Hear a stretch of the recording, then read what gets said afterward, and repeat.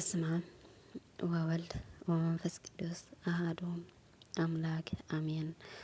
በስመ አብ ወወልድ ወመንፈስ ቅዱስ አሐዱ አምላክ አሜን። በስመ አብ ወወልድ ወመንፈስ ቅዱስ አሐዱ አምላክ አሜን። ታሪክ ቅዱስ እለ እስክንድሮስ ሊቀ ጳጳስ እስክንድርያ። ድሕሪ ሞት ቅዱስ ጴጥሮስ እቲ መንበር ማርቆስ ብዘይ ሊቀ ጳጳሳት ስለ ዘይሓድር ከምታ ዝተነገረት ትንቢት ንኣኬላስያ ሸሞም ኦርዮስ ካብ ውግዛተይ ክፈትሐኒ እዩ ብምባል ሎሚ ግብረ ገብነት ዝተምሃረ ሊቀ ተሸይሞ እናበለ ክውድስ ኮንቱ ጠለፎ።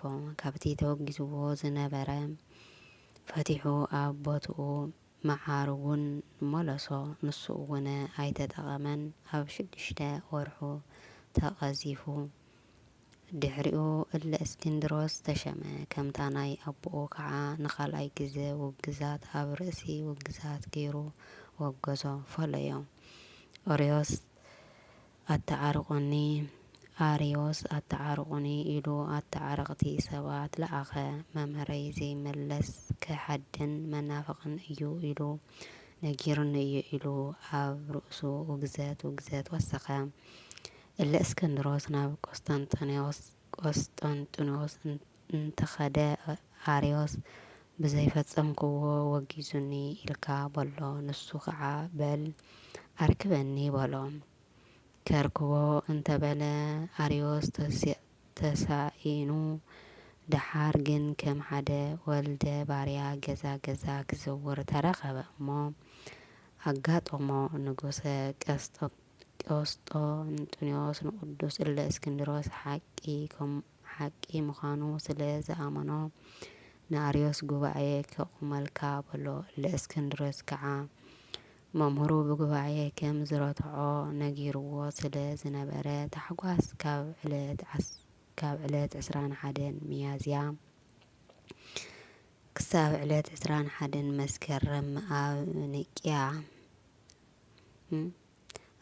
ኒቅያ ተኣከቡ ኢሉ ኣው ዝሓመመ ሓውዩ ዝደኸመ ቀስ ኢሉ ብምምጻእ 21 መስከረም 2340 ሊቃውንቲ ተኣኪቡ ስምኩም ሃገርኩምን ሃይማኖትኩምን ጽሒፍኩም ሃብኒ በሎም። ጽሒፎም ከዓ ሃብዎ። እቶም 317 ልክዕ ንእለ እስክንድሮስ መሲሎም ተረኽቡ። ካብዚኣቶም መከራ ዘይተቐበለ፣ ኢዱ ወይ ከዓ እግሩ ዘይተቖረጸ፣ ዓይኑ ዘይነቖረ ኣይነበረን። ን22 ዓመታት ኣካላቱ በብንእሽተይ ቆራሪጹ ንጣዖት ክዓጥኑሉ ዝጸንሐ ዲዮቅልጥያኖስ፣ ቅዱስ ቶማስ ዘመርኣስ ኤጲስቆጶስ ሓደ ካብኣቶም እዩ። እቶም 4 ዓበይቲ ሊቃነ ጳጳሳት እውን ምሳታቶም እዮም። ድሕሪኡ እዞም 318 ሊቃውንቲ ብሱባኤ ብሓደ ኮይኖም ክምርመሩ ጐይታ እውን ከም ሓደ ካብኣታቶም መሲሉ ኣብ ማእኸሎም እናተረኸበ ዝጐደለ እናቕንዐሎም ይውዕል ነበረ። ንጉስ ቆስጠንጢኖስ እናረአየ ንፉዕ ኤጲስቆጶስ እናበለ የድንቆ ነበረ። ድራሮም ክሰደሎም እንከሎ እቶም 318 ተቐቢሎም ሓንቲ ግና ተመሊሳ ናብ ንጉስ ተኣቱ ነበረት። ጐይታ ምዃኑ በዚ ፈለጠ። 9 ሱባኤ ምስ ፈጸሙ ኣብዚ ዕለትዚ ኣፍ ጉባኤነት ንቅዱስ እለ እስክንድሮስ ቆመ። እንታይ ሒዝካ ኢኻ ውሉድ ፈጢረ ዝበልካ በሎ። ትቤ ጥበብ ፈጠረኒ ኣብ መቅደመ ኩሉ ትገብሩ። ቅዱስ እለ እስክንድሮስ እምቅድመ ኣድባር ውጋር ወለደኒ እምባታትን ኮረቤታትን ቅድመ ምፍጣሮም ወሊዱኒ ዝብል ክዳዓ በሎ። ርእስ እወ ይወልድ እዩ ይፈጥር እዩ በሎ። مولاد مفتار ዝኸውን እንተኾይነሲ ስለምንታይ ነስኻ ንዝወለድካዮ ውላድ ዘይትፈጥሮ ኢሉ ረትዖ። ኤጲስቆጶስ ብውግዛት ንጉስ ብኣዋጅ ምስ ፈለይዎ ቅዱስ እለእስክንድሮስ ብዙሓት ድርሳናት ደሪሱ ብዙሓት ተግሳጻት ጽሒፉ ጸሎተ ሃይማኖት ክሳብ ወዓልዎ ማለክቲ ለመንግስቱ ዝብል ንምእመናን ህንፃ መነኩሳት ዝብል ንመነኩሳት ጽሒፉ ኣብ ሃይማኖት ኣበው ስሙ ብብዙሕ ተጠቒሱ ይርከብ።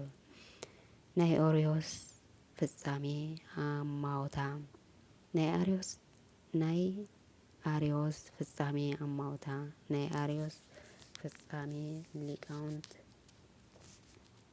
ሊቃውንት ብውግዛት ንጉስ